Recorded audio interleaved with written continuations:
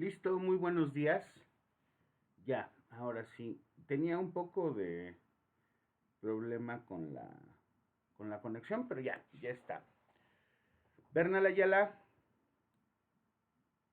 Presente. Campos Sánchez, Presente. Canales Hernández, Presente, profe. Cruz Trejo, Presente. García Aguilar, Presente. González Rivas, Presente. Hernández, Presente. Martínez Vázquez, Parra Macedo, Saucillo Calles,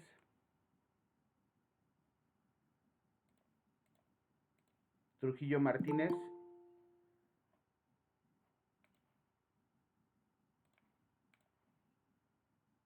¿no está Ada? Bueno, Ada tenía por allí broncas con la conexión. Muy bien. Listo. Ya está. Vamos a continuar revisando esta parte del análisis de las varianzas máximas, pero ahora con la cualidad de que estamos revisando cuando existen más de dos factores. En este caso, nosotros teníamos o contábamos con un factor común. Ese factor común en el análisis o en el ejercicio de la varianza de un factor era el que nos ayudaba a reconocer cuáles eran los elementos que faltaban en la contrastación de ese sistema. Les decía yo, honestamente, si bien en Excel nos puede salir una tabla interesante y que sin ningún problema podemos nosotros interpretar, en SPSS y también en las aplicaciones como la de Stats Tester de el celular se pueden trabajar. Entonces, eso es bien importante que nosotros lo tengamos en cuenta ahora que estamos haciendo el ejercicio de ANOVAs de más de dos factores. Recuerden, eso es importante tenerlo en consideración porque normalmente, si bien es cierto, como el ejercicio que nosotros estábamos trabajando, existen situaciones o circunstancias en las que probablemente tengamos que utilizar más de dos factores. De hecho, se llama análisis de la varianza de dos factores, pero en realidad pueden ser más. Por eso el título de los archivos que les acabo de enviar, tanto el Excel como dos archivos, una presentación en PowerPoint, una presentación en PDF, para que conozcamos hoy dos pruebas o dos subpruebas aleatorias que se han definido para elegir cuál es la mejor para contrastar datos que son importantes en cuanto al desarrollo de este análisis de las varianzas y sobre todo las pruebas o sistemas de normalidad. Entonces, bueno, ustedes ya están en posibilidades de revisar ese elemento. Ajá. Les acabo de compartir el Jamboard para que igual ustedes si tienen alguna duda lo puedan ahí revisar. Y lo más importante, bueno, que tengamos en consideración cuáles son los elementos teóricos que ahorita estamos analizando del análisis de varianzas máximas para más de dos factores, o más de dos factores, mejor dicho. El día de ayer hablábamos de esto. La contrastación o la prueba de hipótesis para nuestros factores que estamos revisando tendrán que estar en función a lo que explicábamos acá, que era esto. Nosotros tenemos que contrastar todos y cada uno de los elementos basándonos en esta función de interrelación de los factores contra sí mismos, ¿cierto? Y era lo que veíamos en ese ejercicio del Excel, que cuando nosotros lo poníamos o lo solicitábamos, el que, bueno, ese creo que no lo guardé, que teníamos con los datos estos que nos había comentado Jonah con relación a la depresión, bueno, pues efectivamente pudimos ver, observar, creo que no está, no guardé esa tabla, en fin, puede contrastarse en esa función, ¿de acuerdo? Algo que también es importante decir es que de acuerdo al número de factores va a existir un número específico de pruebas, ¿sale? Entonces, sobre eso tendremos que estar revisando los elementos con los cuales nosotros vamos a trabajar este proceso de contrastación. Ya previamente lo habíamos desarrollado en el análisis de las varianzas máximas de un factor, que fue el ejercicio que hicimos. Incluso fue que gracias a esa tabla pudimos saber cómo es que se puede aceptar o rechazar nuestra hipótesis nula o nuestra hipótesis del investigador. Básicamente, este punto es lo que ahora nos toca revisar. Si es uno, dos o tres elementos, va a depender, prueba 1, 2 o 3, del número de factores que nosotros estemos necesitando contrastar, ¿sale? Esto es lo que yo no sé si quedaba o estábamos así como con esa duda. ¿Por qué se tiene que contrastar todos y cada uno de estos contra sí mismos? Bueno, por una razón muy simple. Cuando nosotros tengamos en la vía o en la relación de un factor contra todos los demás, vamos a formar una hipótesis nula en donde vamos a saber que si se aumenta el valor a 0,05 se tendría que aceptar la hipótesis nula. Si tenemos un valor menor al 0,05 tendremos que aceptar la hipótesis del investigador. O sea, tenemos que hacer una prueba de contraste, ¿sale? Acuérdense, digo, no tengo por qué, o sea, pensamos que no es como muy complicado. P-valor, o la probabilidad del valor mínimo que se pueda dar por un error causal o aleatorio es del 5%. Ayer explicaba que si bien es cierto, se puede mover, lo ajustas mucho, lo aprietas mucho si lo bajas de 5 y lo dejas muy holgado o puede que quepa más esta posibilidad de que sea por un error de tipo aleatorio, el porcentaje que tú le quieras aumentar. Entonces, al 5% es el dato con el que nosotros lo estamos trabajando. ¿De acuerdo? Ahí está.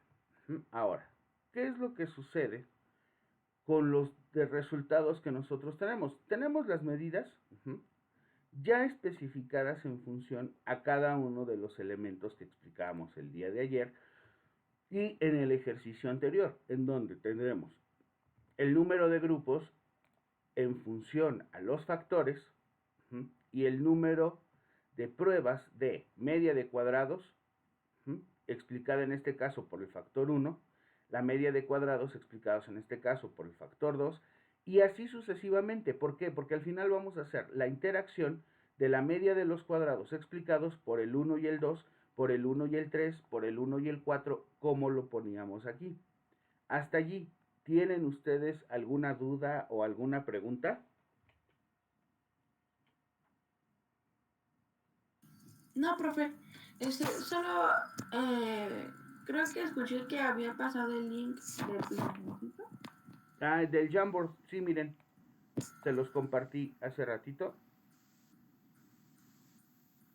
Ahí está, son los 12 participantes. Ustedes pueden editarlo, entonces ya nada más es cosa de que se metan.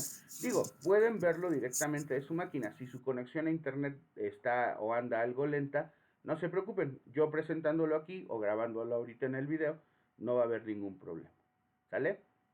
El problema de mi máquina es que se alentó porque ayer a las 9 de la noche tuve una asesoría, duró más o menos una hora y dejé grabando desde las 9 de la noche hasta hace rato, poco antes de las 7 de la mañana, entonces por eso estaba lenta mi máquina. Ahorita estoy grabando normal, creo yo. Sí, ahí está, todo bien. ¿Sale? Entonces pueden verlo acá. Esto que nosotros tenemos aquí en el Excel, perdón, en la presentación, de la media de los cuadrados explicados por la interacción de los factores, les decía yo, es justamente este proceso que nosotros estamos haciendo. ¿Sale? Nosotros tenemos que ver la relación que existe entre la media de los cuadrados explicados por interacción de los factores, media de los cuadrados explicados, pero ojo, la razón ahora va a estar en función a la interacción de los factores.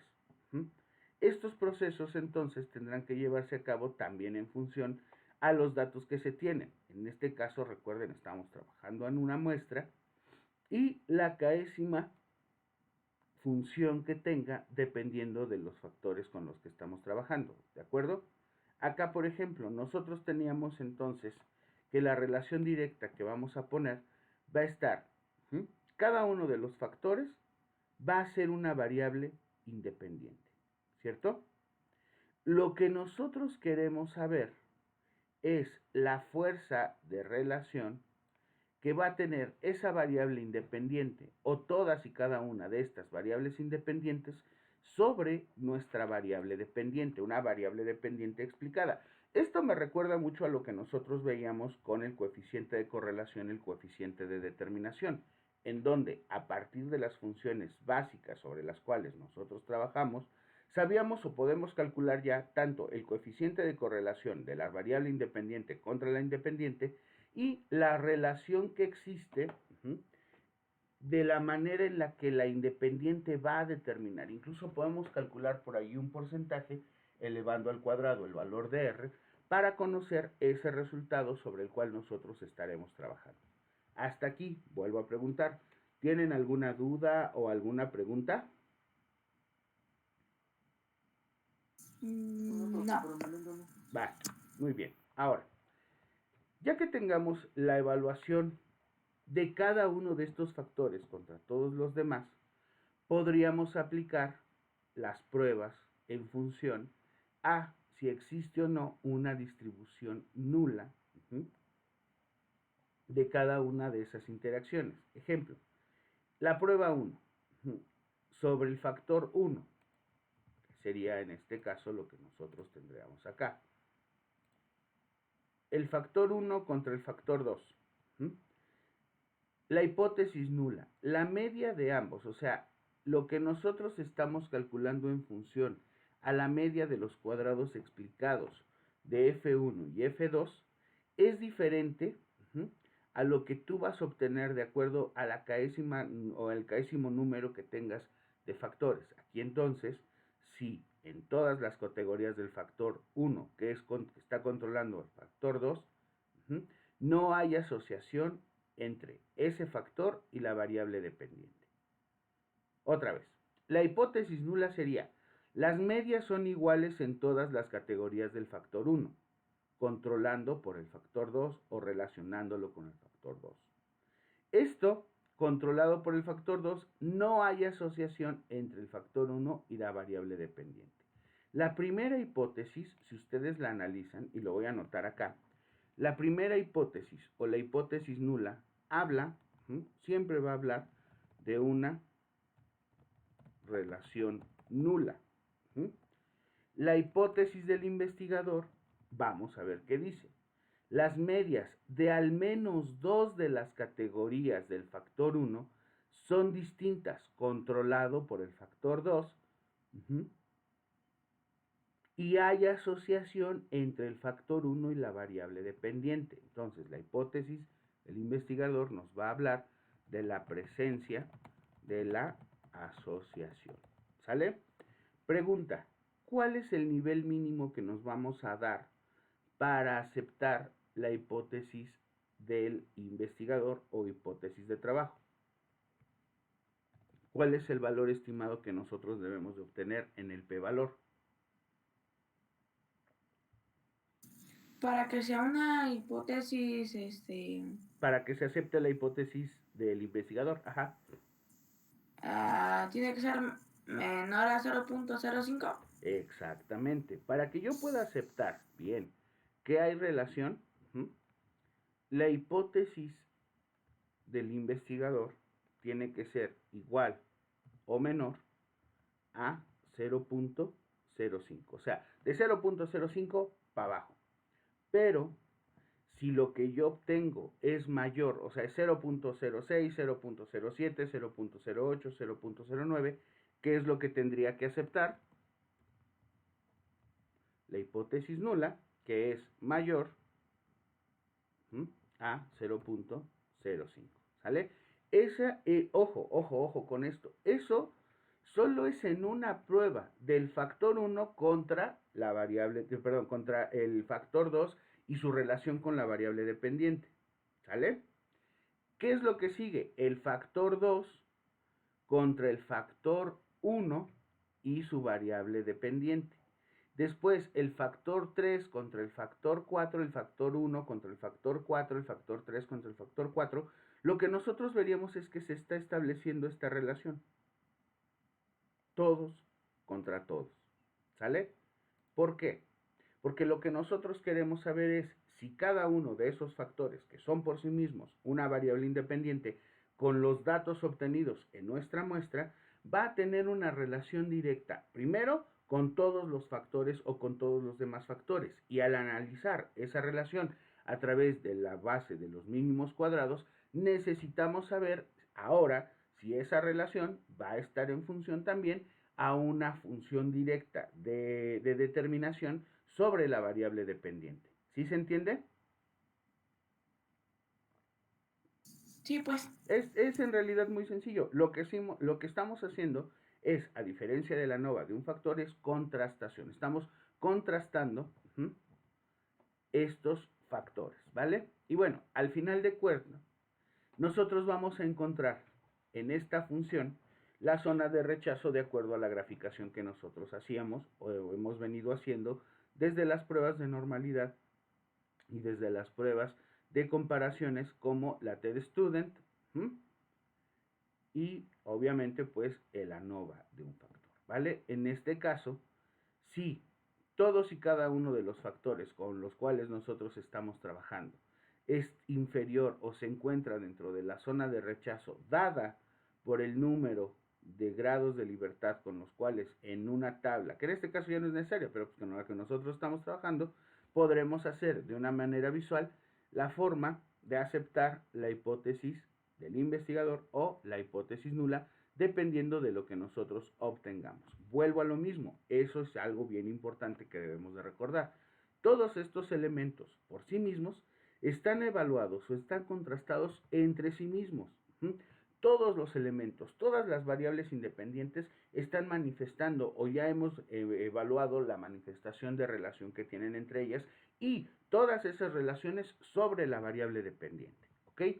Ahora sí, con base a eso, el p-valor o la probabilidad que tengamos de obtener una relación, ya sea directa, entre un factor y otro, y este eventualmente sobre la variable dependiente, tendrá que ser menor al número que nosotros nos damos, que es 0.05, o sea, al 5%. ¿De acuerdo? Este valor P o P-valor se obtiene multiplicando ese estimado por cada uno de los valores obtenidos de los factores sobre los mínimos cuadrados, el mínimo cuadrado general por columnas, y la función que nosotros tenemos sobre la relación previa ya obtenida entre la cantidad de datos con nosotros trabajamos en ese factor menos 1, que es el K o el késimo valor, de acuerdo del número de factores que tengamos, por los grados de libertad. Y si se dan cuenta ustedes, no es muy diferente a lo que nosotros hicimos en la ANOVA de un factor. La pequeña gran diferencia es que deberíamos de hacer entonces una prueba similar a la que hicimos de ANOVA de un factor para cada uno de los factores y al final obtener una de factores generales contra la variable dependiente, ¿vale? Entonces dices, oiga, pues eso igual está así como más gandalla, ¿no? Es como una cantidad más fuerte de datos. Bien, el Excel lo puede hacer sin ningún problema. Vamos a ver ahorita cómo es que puede llegar a funcionar. El problema en realidad es la interpretación. Si nosotros nos tardamos aplicando la ANOVA de un factor a mano en Excel, sacando las fórmulas y aplicándole las funciones cuadráticas y las funciones cuadráticas de columnas a la derecha, imagínate tener que hacer todo esto en ese programa. La realidad es que ya el SPSS directamente puede sacarlo. Pero la ventaja que tiene o la ventaja que nos va a dar es que el tamaño de los factores o base del tamaño de los factores lo va a calcular de una manera mucho más precisa, que es lo mismo que puede hacer Excel. O sea, Excel solo te va a marcar la cantidad de valores obtenidos en la F, en la P. O sea, en el estimado F, en el estimado P y nada más. Ahora, cuando nosotros analicemos esto en SPSS, veremos que cuando la varianza total de la variable dependiente es explicada por X, o sea, por ese resultado que nosotros vamos a obtener, el cuadrado que se va a desarrollar o la asociación con la que nosotros podamos trabajar va a estar en función a que si llega a 0, se habla de una nula asociación, en donde este valor no va a influir en la variable dependiente. O sea, que el factor colocado entre todos, y por ejemplo, el factor 1 colocado pues en una prueba de hipótesis alterna, hipótesis nula, y su eventual contrastación con una variable dependiente, que es con la que estamos trabajando, que en muchos casos es un resultado, no va a tener ningún tipo de relación, o sea, no lo va a explicar, o al menos no le alcanzaría suficientemente bien esa cantidad de relaciones puntuadas sobre los cuadrados del análisis de las varianzas máximas para explicar una relación entre ese factor y una variable dependiente. Otras seguramente sí. Algo que nosotros no debemos olvidar es que toda relación causa-efecto, toda relación variable explicativa sobre variable explicada, van a tener obviamente fuerza, van a tener una relación. El problema es que lo que a nosotros nos interesa saber es si esa relación es o va a ser lo suficientemente fuerte para tener presencia estadísticamente significativa en la toma de decisiones, ¿vale? Ahora sí, un ejemplo. ¿El sexo y la dependencia del colegio de origen influyen en los puntajes de una prueba de superación académica? Nosotros sabemos que la variable dependiente o variable cuantitativa es un puntaje. Es una, ¿qué? Es una prueba, es un resultado. Las variables independientes o variables categóricas son, en este caso, el sexo del alumno y el factor 2, la dependencia o el lugar en donde vienen o donde están estudiando, ¿sale? Imaginen lo siguiente. Esto me parece que lo sacaron con una contrastación de la prueba que ahorita vamos a ver también. Son 18 datos, el modelo que se obtiene, la diferencia de los cuadrados, el factor, esto es lo que nosotros tenemos que saber. Tanto el factor como la probabilidad del error, o en este caso el p-valor. Si se analiza el efecto de la nova sobre el efecto de la nova o la nova de un factor sobre el sexo, vamos a ver cuáles son los resultados que se obtienen en ese valor eta cuadrado que nosotros veíamos acá.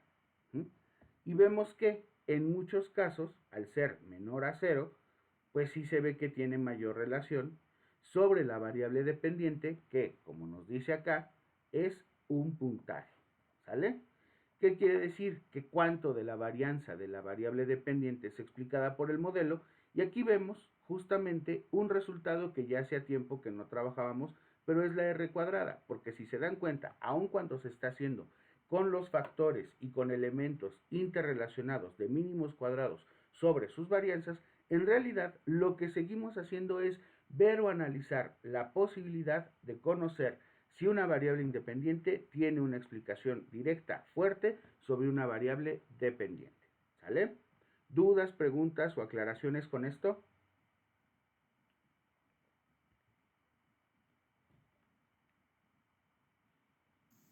Creo que no.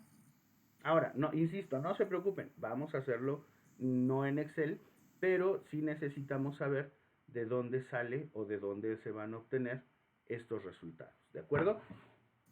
Ahora, ya que tengamos esos resultados, vamos a la interpretación. Y vemos que si la variable independiente tiene una fuerza de lo suficientemente buena, estadísticamente significativa, no sé, del 75% para arriba para explicar la variable dependiente, entonces vamos a decir que la fuerza es buena, o sea, que sí hay una probabilidad de error, por supuesto, pero también que esa variable independiente puede jugar un papel importante en el resultado que se obtiene. Vamos a un ejemplo, ¿vale? Ahora sí, supongamos lo siguiente. Nosotros tenemos que explicar la fuerza o el nivel de normalidad que se tiene entre esos resultados. Entonces dices, bueno, ok, tengo los siguientes datos. Tengo el número de personas, que son 49. Es más, vamos a ponerle a 50, para que sea parejo.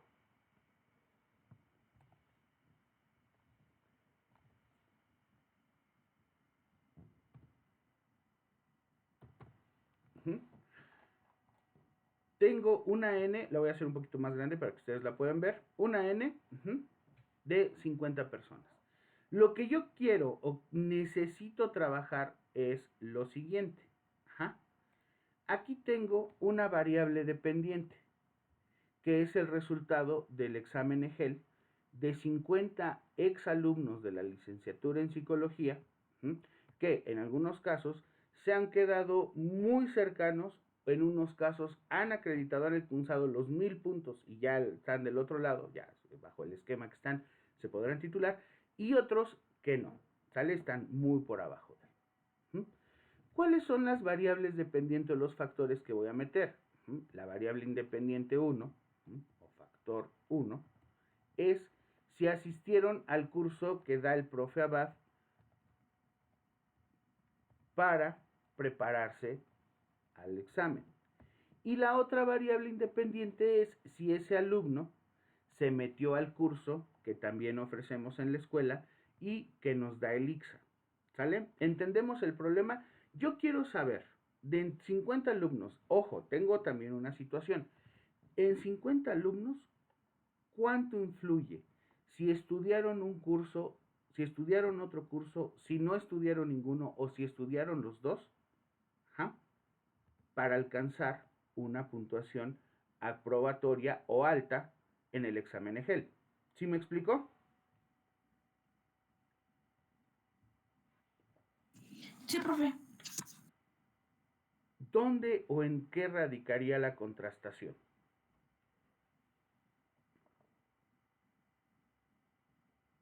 En el resultado del EGEL. Exactamente. ¿Cuáles son entonces las variables que tengo aquí?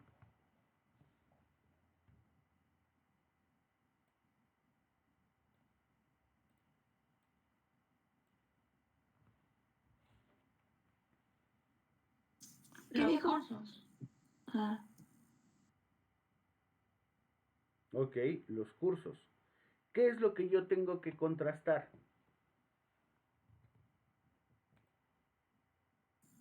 Si se tomaron los cursos o no con el resultado de la prueba EGEL.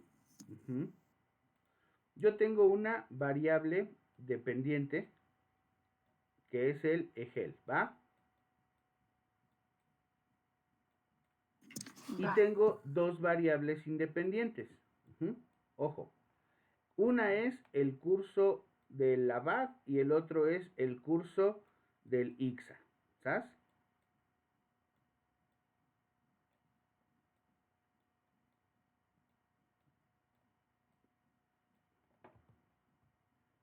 Ahí está. La situación es la siguiente. Hay alumnos, fíjense, vamos a tomar así como los resultados. A ver, voy a tener alumnos, es más, lo anoto acá para que no se les olvide. Alumnos que, 2 puntos. Caso número 1, no tomaron ningún curso, ¿vale? Se la aventaron así. 2, que tomaron un curso. Puede ser, por ejemplo, el de Abad.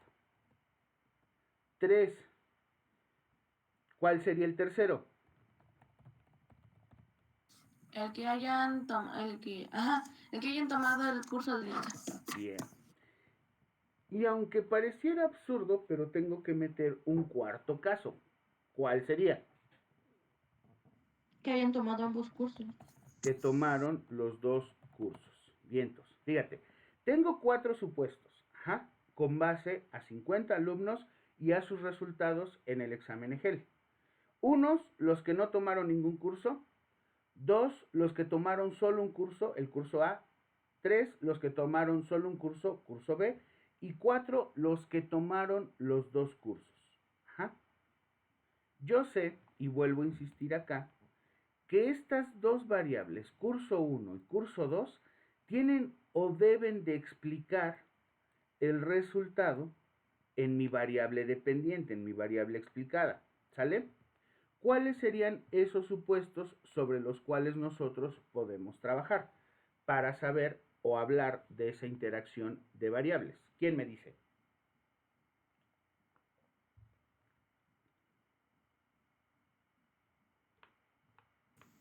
Ay, profe, no escuché lo último que dijo. Es que se Ok, cortó. no se preocupe. Bien, ¿cuál sería la relación? 1, hipótesis 1.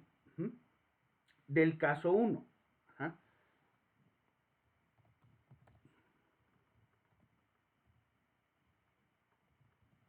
ya lo veíamos. En el primer caso, la hipótesis nula es que no existe relación sobre 0.05. Bueno, más bien, que no existe relación. La hipótesis del investigador es que existe relación. ¿Sale?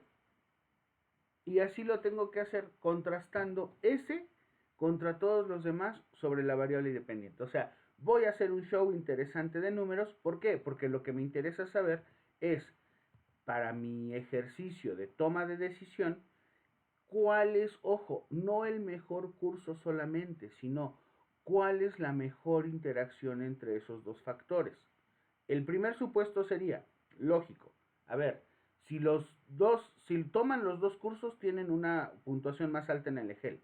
¿Hasta ahí estamos de acuerdo? Sí, profe.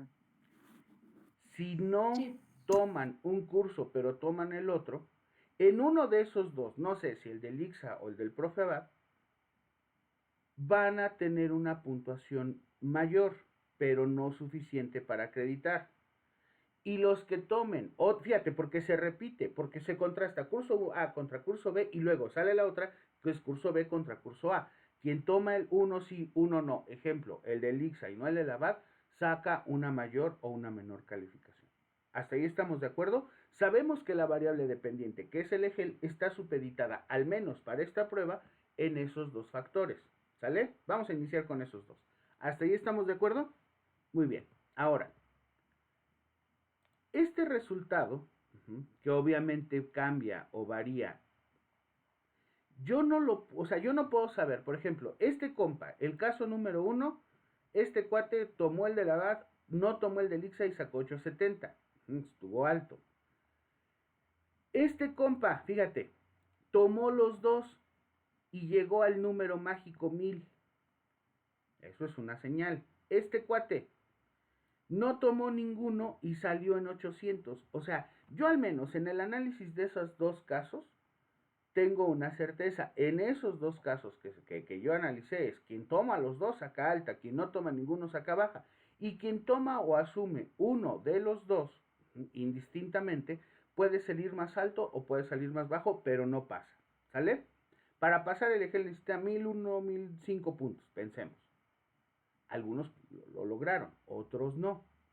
¿Cuál es la relación? A ver, profesor Abad, usted ya está dando sus cursos, sus alumnos están, unos lo acreditan, otros no lo acreditan, pero ¿cuál es la relación? O sea, yo quiero saber ahorita, para cuestiones de eficiencia de la evaluación del programa, cuáles son los elementos que se tienen que revisar. ¿Ok? En este sentido, lo que yo tengo que aplicar es una prueba que me ayude a hacer, uno, ese contraste y dos, a validar o a entender con base a un factor estadístico cuáles de estos pueden darme mejores resultados. Pero ya vieron que tenemos un problema. A diferencia, por ejemplo, de los otros ejercicios que habíamos hecho. ¿Quién me dice cuál es el problema que podemos ver o tener allí? Pues sería que aquí no está checando si son hombres o mujeres, sino que simplemente los integrantes o los participantes que hicieron esto. Bien, esa puede ser, muy bien, joven, efectivamente. Yo no tengo datos de la edad, del sexo, de la generación de procedencia, ni de otras muchas tantas. Lo que ya habíamos dicho, en psicología, una de las críticas más fuertes que se nos hacen es, a ver, en ciencias biológicas o en ciencias exactas, nosotros sabemos si tenemos control específico de las variables, pero por ejemplo tú, psicología, pueden haber variables que ni siquiera se consideren ni tener un efecto quizás mayor que alguna que tú consideras que es directa. Por ejemplo, no sé, el peso, la talla, oiga, pero ¿cómo cree que va a influir el peso y la talla en un resultado y no el tomar o no tomar un curso? Puede ser, bien, efectivamente. Ok, touché, otras ciencias, gracias, psicología. Pero la psicología es muy clara y dice, a ver, nos vamos a ir sobre conductas específicas. Les decía yo, Aquí nosotros, bien dice John, tenemos un problema y es que no hay muchas variables que contrastar. Bien, eso se puede resolver. Nos podemos nosotros a dedicar a poner más. Pero sobre estas dos que tenemos, a diferencia de los otros ejercicios que ya habíamos hecho, no sé si noten que aquí hay una particularidad muy específica. ¿Alguien ya la notó?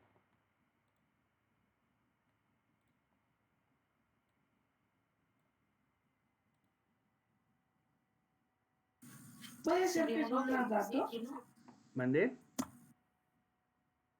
Sí, tiene que ver con los datos, perdón, no escuché. Varios. Varios datos. Puede ser lo de sí y no. Efectivamente, ¿quién dijo eso?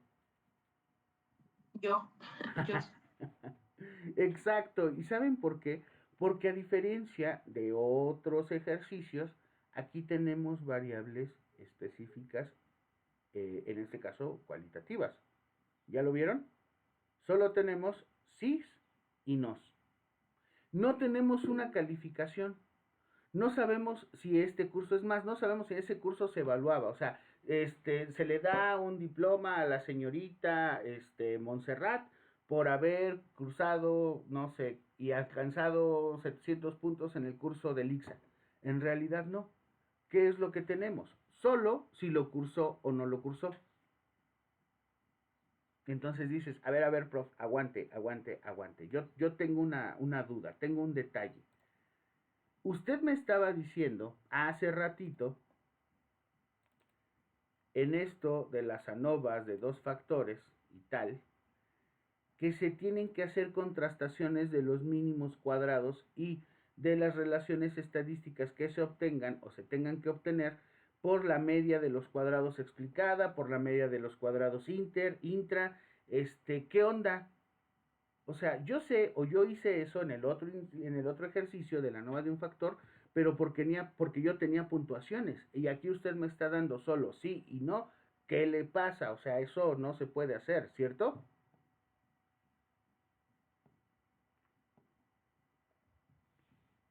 Miren.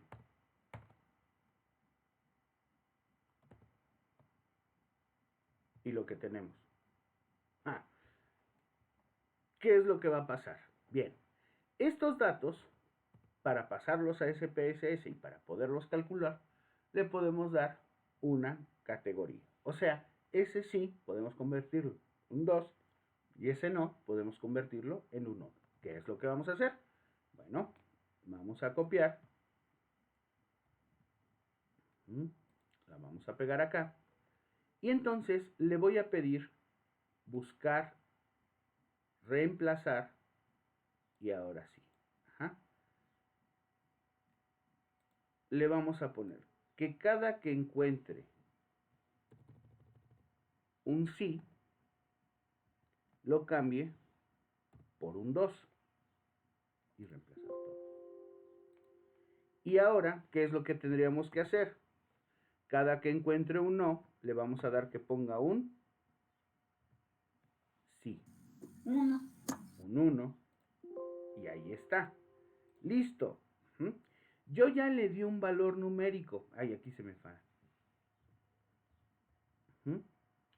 A todos los unos les puse 2 y a todos los nos les puse 1. ¿Sale? ¿Ya vieron? Ahí está. 2, 1, sí, no. El resultado queda siendo exactamente el mismo. Estaremos entonces en posibilidades, ahora sí, ya que cambié o recategoricé mis variables, en este caso una variable cualitativa, por una variable categórica. Ahorita lo vemos.